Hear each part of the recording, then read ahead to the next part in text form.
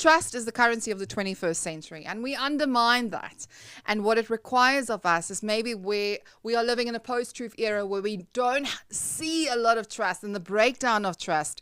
It is required of us to build the trust within our communities and our day-to-day actions. And I've been reflecting so much on this lately, is also my engagement with people, and to be more conscious as to what I make promises, what promises I will keep.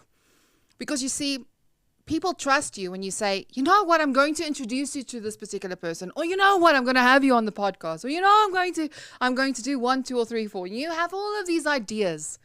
And I started reflecting deeply to that because people are going through a very, very tough time. And we might not even be aware of it.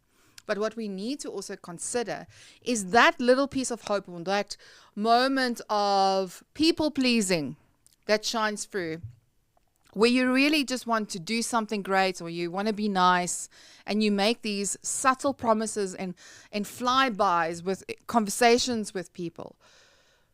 You might be their only hope, and you've let them down by not following through. And the last thing people need right now in these times is not having hope and losing all trust in humanity.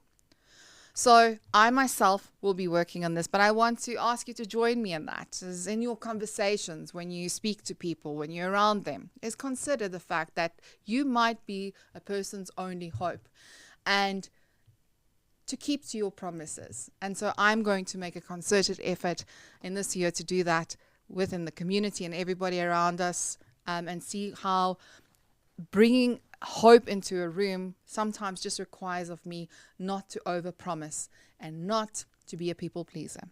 And that is something that I'm working on in my leadership journey. So yeah, just wanted to share.